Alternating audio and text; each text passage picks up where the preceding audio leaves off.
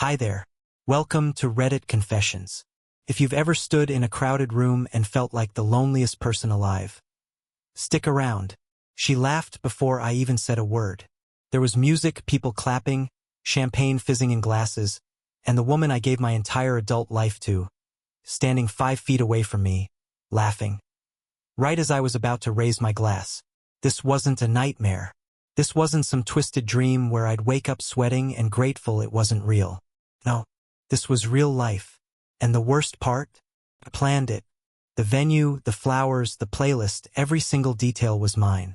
I spent weeks organizing the perfect surprise for what was supposed to be our most meaningful night in 10 years. And yet, somehow, I became the punchline. Nobody warned me about that feeling. Not the therapists. Not the late-night advice podcasts. Not even my brother, who divorced young and never looked back. Nobody warned me what it feels like to watch the person you love turn into someone who finds your love embarrassing. She was glowing, I'll admit that. Hair done like she was walking a red carpet. That crimson lipstick I always told her looked too bold. She wore it like a weapon. And her dress? It wasn't romantic. It was a statement. Not one meant for me. When she walked in that night, people gasped. She stole the room. And for a moment, I stupidly thought it was because of the surprise I put together. But then I heard someone whisper, "Is she here with someone else?" That was before the toast. Before I saw her phone light up again and again under the table. Before she leaned toward her friend and whispered something that made both of them chuckle. Before she cut me off halfway through my speech with a yawn and said, "Oh please, we're not doing this corny love story crap, are we?" Every syllable was a blade. And I just stood there, blinking like a fool. But something happened in that moment. I don't know what flipped. Maybe it was the look on her face, that smug, satisfied look. Maybe it was the fact that I saw the name Carson on her phone screen when she tilted it just enough. Or maybe it was the sudden realization that I was the only one in the room who still believed in us. So I did the only thing I had left in me. I raised my glass again. Not with confidence, not with anger, but with a kind of numb sadness that settles deep in your bones. "Here's to 10 years, I said, my voice cracking in the middle. 10 years of loyalty, quiet patience, and convincing myself this smile meant something to you." She stopped laughing. Everyone stopped talking. And then I said, "If anyone here knows Carson, you might want to text him. She's going to need a ride home." I placed the glass gently on the table, and I walked away not because I was strong, but because staying would have destroyed what little I had left of myself. I didn't sleep that night, not even for a minute, after I left the venue. After that awful toast and the gasps and the heavy silence, I drove for hours. No music, no GPS, just the hum of the tires on wet pavement and the occasional intrusive memory flashing in my mind like headlights. Her laughter, that lipstick, the way she rolled her eyes when I said her name. Every tiny moment from the evening played on loop in my head like some twisted highlight reel of my own humiliation. I parked near a closed gas station and just sat there. I stared at the steering wheel, then at my hands, like maybe I'd find answers in the lines of my palms. I didn't cry. I wish I had, I think I needed to, but I was just numb, hollow. Like my body had gone offline and was waiting for something, anything, to make it restart. My phone buzzed just after 2 a.m. It was a message from her. No apology. No explanation. Just, "You really embarrassed me tonight." That was it. 6 words. 6 words that shattered whatever illusions I had left. I stared at that message until the screen dimmed. And then I did something I never thought I'd do. I opened her backup email. Months ago, while helping her recover her forgotten password, I had it saved under my autofill. I never used it. I never snooped. I told myself I was better than that. That trust was the cornerstone of love. But love, as I'd learned, doesn't mean both people are building the same house. The inbox was full. Dozens of messages. Some with vague subject lines like, next weekend. Others more direct. "I miss the way you touched me." I clicked one and then another, and another. Photos, voice notes, plans. She had entire weekends blocked off as work retreats that were actually getaways with Carson, a guy I vaguely remembered from her yoga group. Apparently, they had been finding themselves together for the better part of a year, at lakeside cabins, boutique hotels, and even at her sister's place when I was out of town for a work seminar. I wasn't angry. I thought I would be, but I wasn't. I was embarrassed. Stupid. So incredibly, heartbreakingly stupid. Because while I was out here planning candlelit dinners and struggling to find the right words for a meaningful toast, she was deleting call logs and uploading private photo albums to hidden folders. I had been writing poetry in my head while she was writing lies in her calendar. The next morning, I returned home. She was already there, sitting in the kitchen with a cup of coffee, like nothing had happened. She looked up when I walked in. No panic, no guilt, just that bored, slightly annoyed expression she'd been perfecting for months. "So are we going to talk about last night?" she said, as if I were the one who needed to explain something. I didn't answer. I walked past her into our bedroom, opened the closet, and pulled out the small fireproof box where we kept our important documents. Marriage certificate, house deed, old cards we used to write each other, the kind you tie with a ribbon and store for nostalgia. I sat on the floor, took the ribbon off, and read one of the cards aloud. "You're my forever, my always. No matter what happens, we'll be each other's safe place." She heard me. She sipped her coffee. And then, after a long pause, she said, "God, you're so dramatic." That's when I knew. There was no repairing this. She wasn't sorry. She wasn't even trying to be. To her, I was an inconvenience, a fading character in the background of a story she had already rewritten with someone else. And yet, and this is the part that haunts me, I still loved her. Even after all that, even after everything, I didn't move out right away. People like me, we don't storm out with duffel bags and righteous fury. We don't throw plates or change locks. We linger. We freeze. We lie to ourselves with little things like, maybe it was just emotional. Or, maybe she didn't mean for it to go this far. We imagine whole apologies in our heads that never come.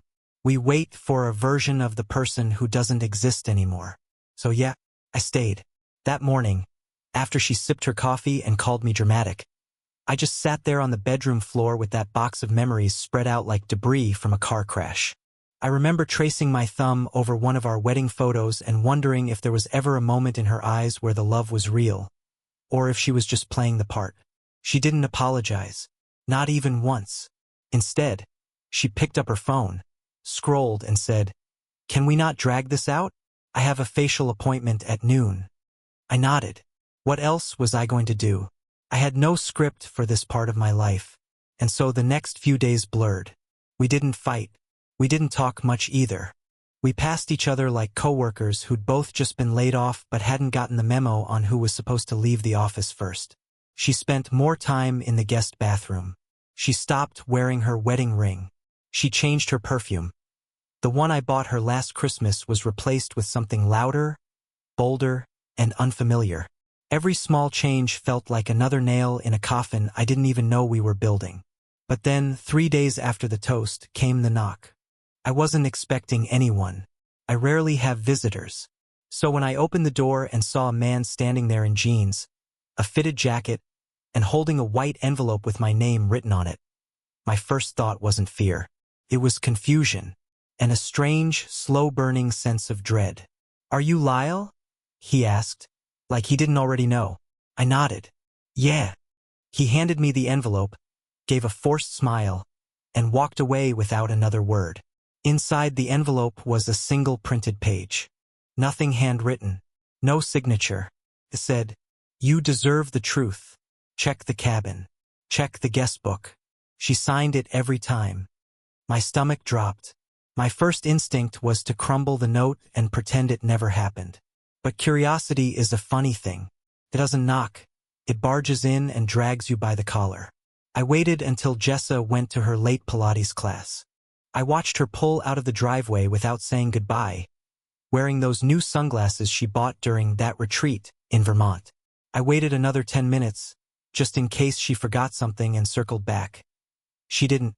Then I grabbed the spare keys, my coat, and drove 2 hours north, straight to the lakeside cabin we had once stayed at together, years ago, when things still felt warm.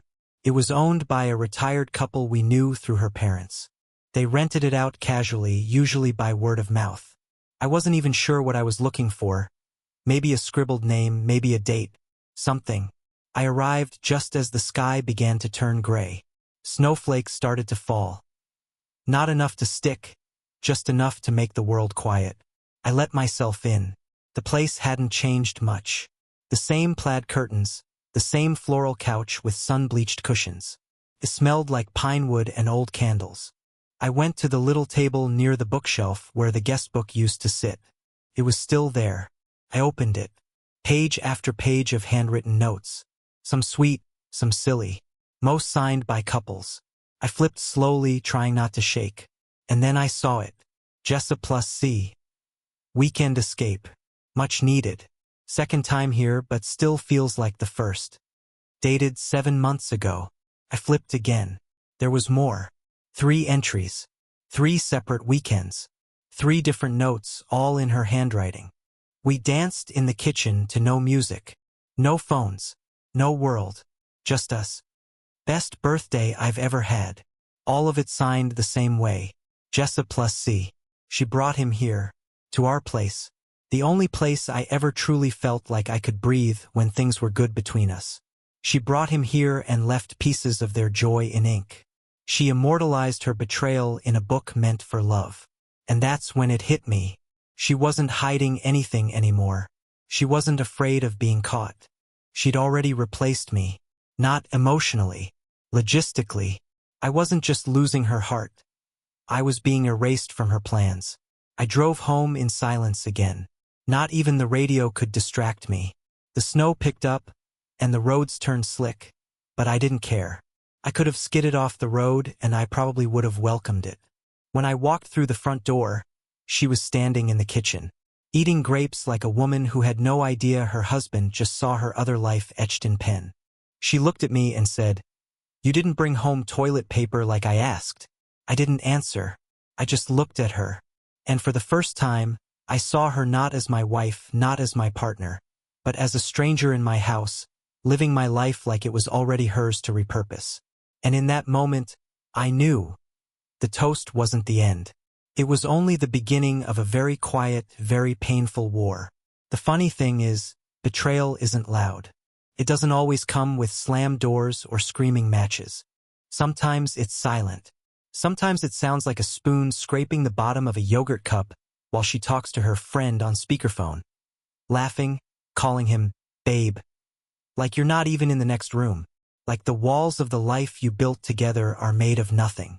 That morning, 2 days after I read her handwriting in the guest book, she asked me to help her pack for a solo retreat. That's what she called it. I should have won an award for how calmly I nodded. I should have been nominated for best performance by a man losing his entire identity in silence. I helped her fold sweaters I'd bought her. I zipped the bag she used when we honeymooned in California. I placed her travel journal into the side pouch even though I knew it wasn't going to be filled with words about sunsets or nature walks. Not anymore. And then, without thinking, I asked, "What's this one for?" She glanced over her shoulder, not even looking up from her makeup bag. Just a little reset, you know, me time. I smiled, not because I was happy, but because I wanted to see how many layers of pretending I could pull over my heart before it cracked. She left that afternoon, hair curled, nails done, a goodbye kiss on the cheek that felt like someone bumping into you in a grocery aisle and mumbling, "Excuse me." The door clicked shut, and I sat down in the hallway, stared at her empty coat hook, and whispered, "Reset for who?" Then I got to work. Because if she was going to have her little getaway, then I was going to have mine, just in reverse. Not away from our house, but into it. Deep into it. Into every drawer, every device, every space she thought I wouldn't touch. I started with her office. She always kept it locked, but she was careless lately. The key was still in her jacket pocket. Inside was a space I hadn't stepped into in months. Clean, sterile, obsessive. Color-coded binders. Candles she never lit when I was home. Polaroid camera I didn't recognize. And tucked behind the photo printer, an old shoebox labeled wellness. Inside the box were receipts, hundreds of them, dinners for two, hotel charges, spa sessions, Uber rides to places that weren't yoga studios, notes scribbled on the back of a restaurant card, things like, ask about the private table in back, and bring his cologne. It drives me crazy. I wasn't even mad. I was fascinated. She had curated an entire second life, and she hadn't even tried to hide it that well. And at the very bottom of the box, buried beneath receipts and wristbands, was a letter. Not mailed, not folded, just resting there like it had been waiting. It started like this: if you ever find this, I guess that means I waited too long to tell you. Her handwriting, her tone. But it wasn't for me. It was for him. I don't know how much longer I can play both sides. He's not a bad man, but he makes me feel small. With you, I feel electric. Like I'm really seen. Like I matter. Like I'm still alive. The words kept going. I didn't. I folded it, placed it back in the box, and quietly shut the office door. Then I went to the kitchen. I poured a glass of wine even though it was only 2 p.m. I'm not much of a drinker, but that day, the silence needed something heavier than water. As I sipped, her phone buzzed on the counter. She hadn't taken it. For a moment I thought about opening it. But then I realized something. I didn't need to. I already knew what was in there. More of the same. More proof. More wounds. I was done looking for confirmation. What I needed now was a plan. So I grabbed a notebook. The same one I used years ago to sketch out our first anniversary dinner. The one where I cooked and burned half the meal, but she said it was perfect anyway. I opened it to a fresh page. And at the top I wrote, "The goodbye she won't see coming." The next few days were like walking through a dream I didn't remember falling asleep into. Everything felt half real. The lights in the hallway flickered again. The refrigerator made that humming sound I used to ignore. The shadows in our bedroom at night seemed to stretch longer, like even the walls were pulling away from me. But the strangest part? I felt calm. Too calm. It's hard to explain what happens when a person finally runs out of hope. It's not rage. It's not even sadness. It's more like gravity gives up on you. Like you're still here, physically, but your spirit already packed a bag and slipped out the back door while no one was watching. She returned on Sunday. No knock, no text. Just the sound of her keys in the door and the click of her heels on the tile. I stayed seated on the couch, watching the screensaver on the TV bounce lazily from one corner to the other. She walked in, dropped her bag by the door and said, "Ugh, I'm starving. Did you order anything?" I didn't answer. She looked at me. Seriously. I turned my head slowly and said, "There's leftover pasta." She rolled her eyes and went to the kitchen. I heard the clatter of containers and the microwave beep. She didn't ask how I was. She didn't ask if I missed her. She didn't even ask how my weekend was. Not that I expected her to anymore. We weren't married. Not really. We were two ghosts haunting the same house, pretending not to see each other. But while she was gone, I'd made moves. Small ones. Quiet ones. The kind of things she wouldn't notice until it was too late. I had opened a new bank account. I rerouted my paycheck. I made digital backups of everything she probably forgot I had access to.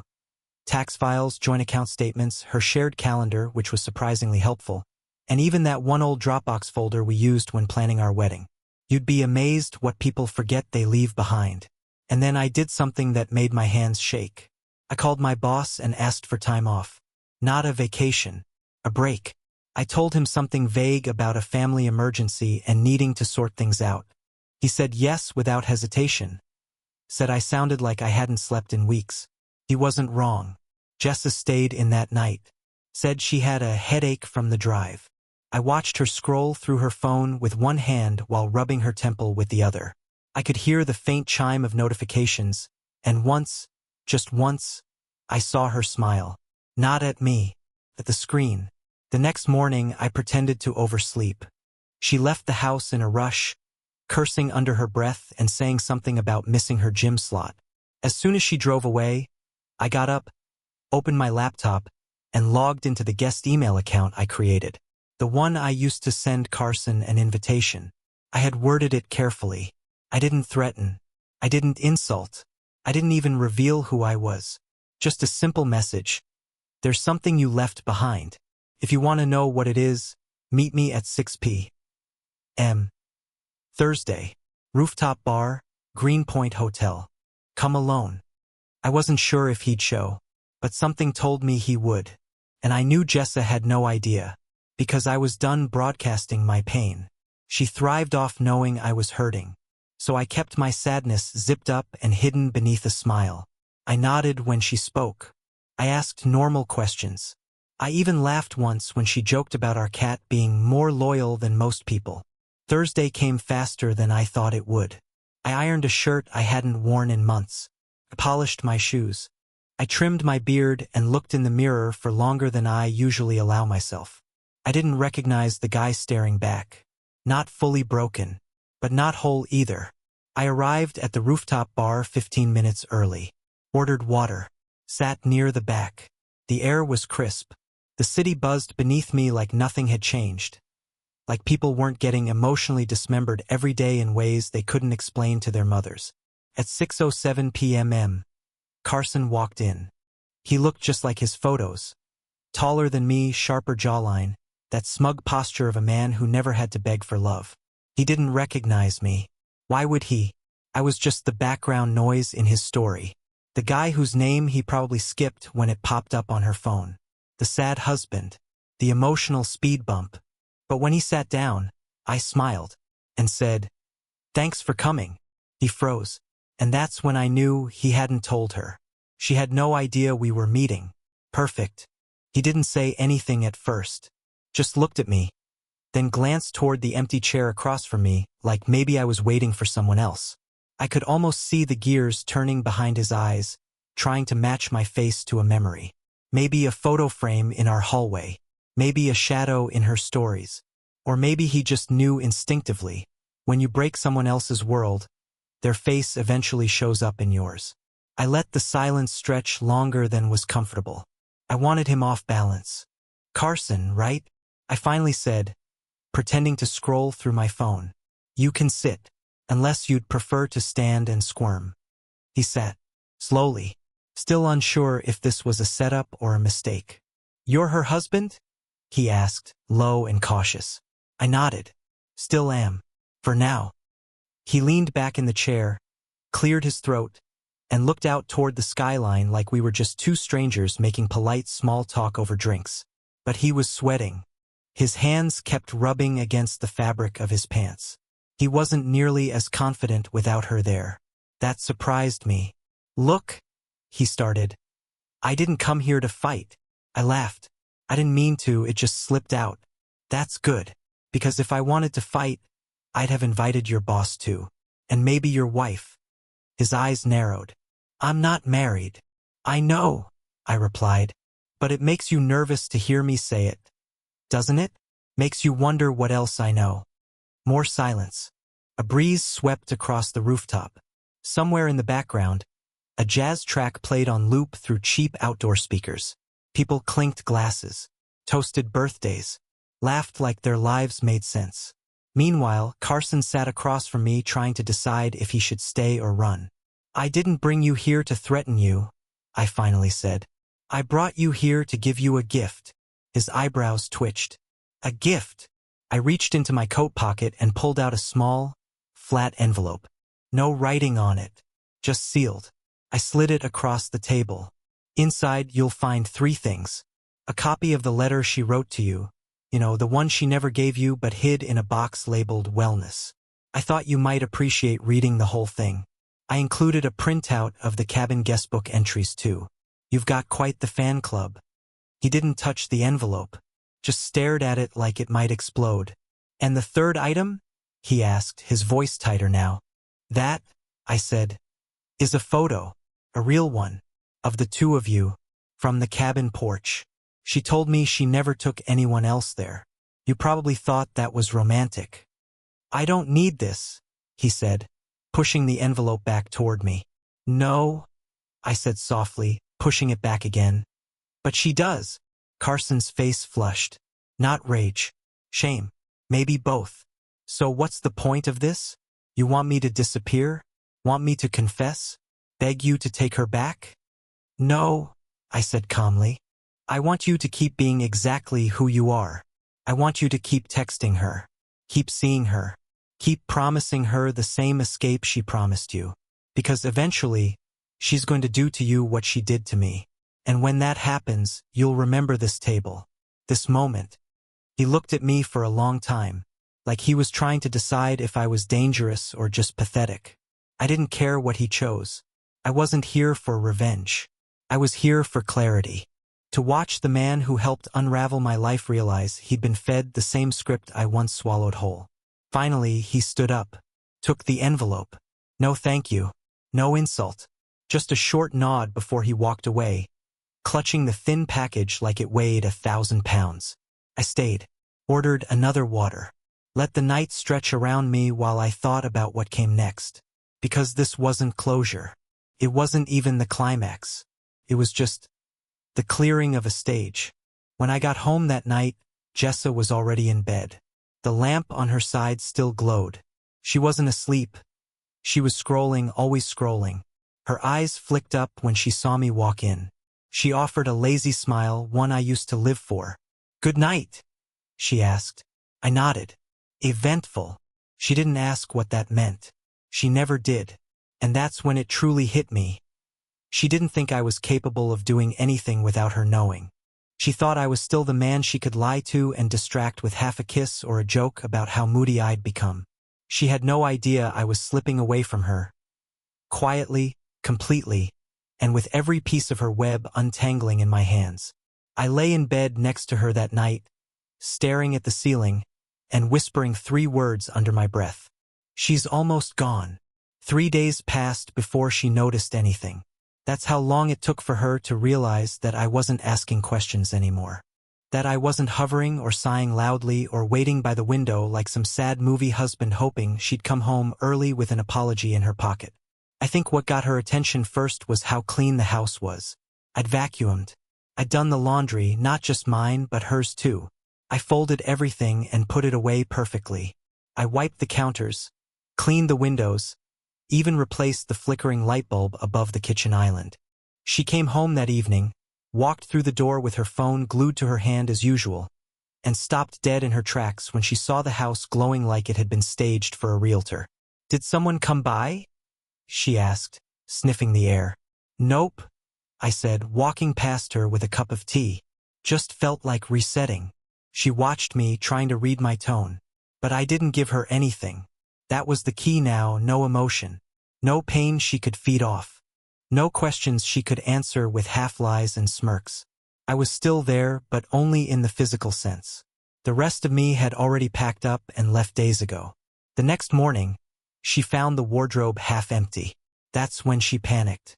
She came into the kitchen, barefoot, holding one of my sweaters like it was evidence from a crime scene. "Are you going somewhere?" I sipped my coffee and shrugged. "Just cleaning things out." "That's not just cleaning, Lyle. You took stuff. Your good jacket's gone. And the dress shoes." I looked at her carefully and said, "Do you want me to lie to you? Or do you want the truth?"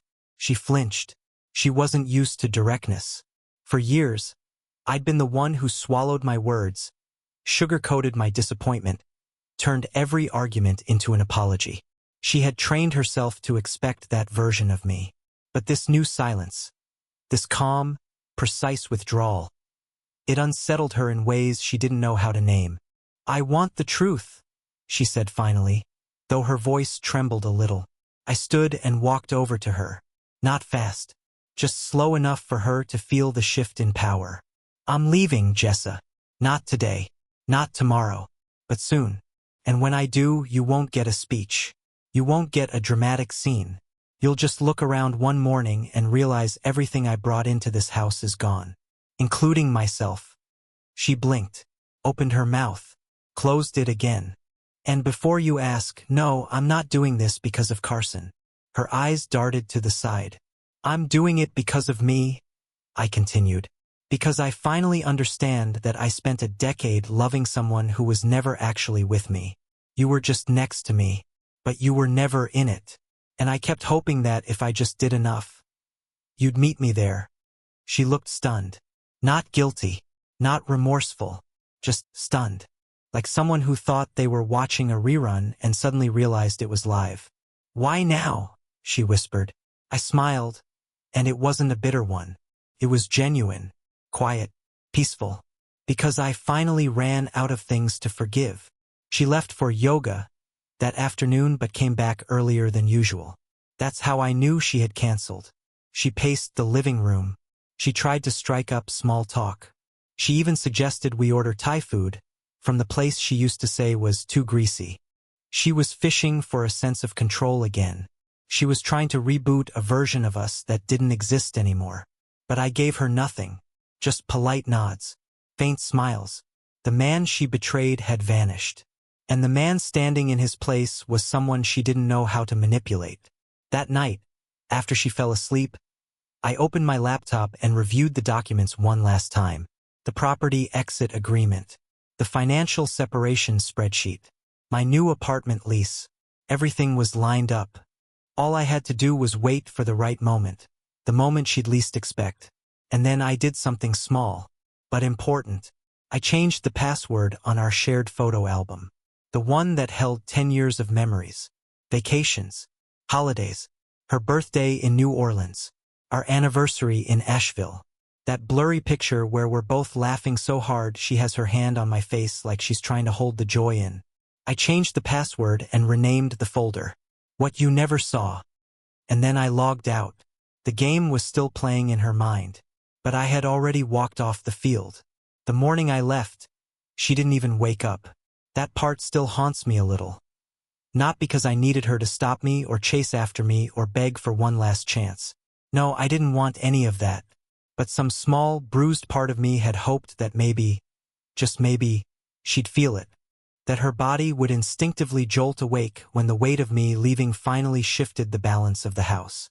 But she didn't move. I had written a letter. Nothing dramatic. Just a folded sheet on the kitchen table that said, "This time I chose me. I hope someday you understand what that means." There was no forwarding address. No invitation to follow.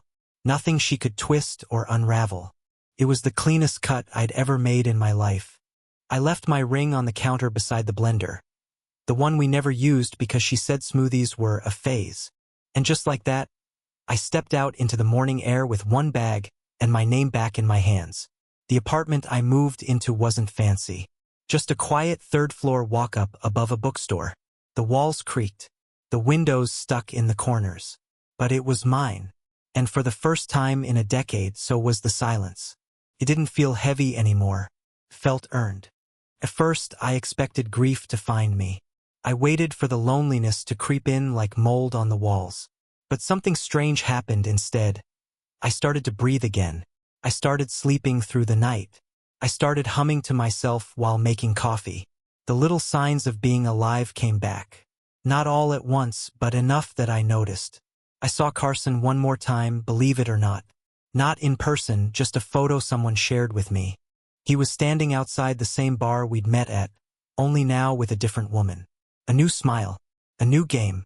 I guess some people never stop rehearsing roles they're not qualified to play. And Jessa? Well, I heard through mutual friends that she still lives in the house. Alone. She kept the curtains I installed. Probably kept the toaster too.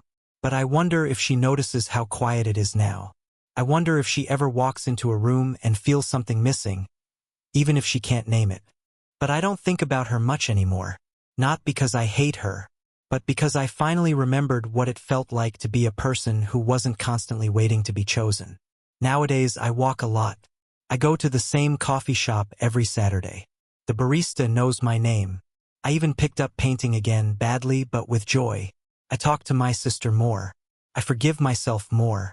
And sometimes, when the sun hits just right through my tiny kitchen window, I think to myself, this is what freedom feels like. Not revenge. Not proving anything. Just peace.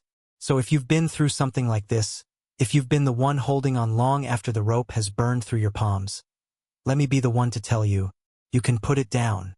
You can walk away. and you can still build something beautiful from the pieces they left behind. Thank you for being here with me. And if you made it this far, I'd love to hear from you.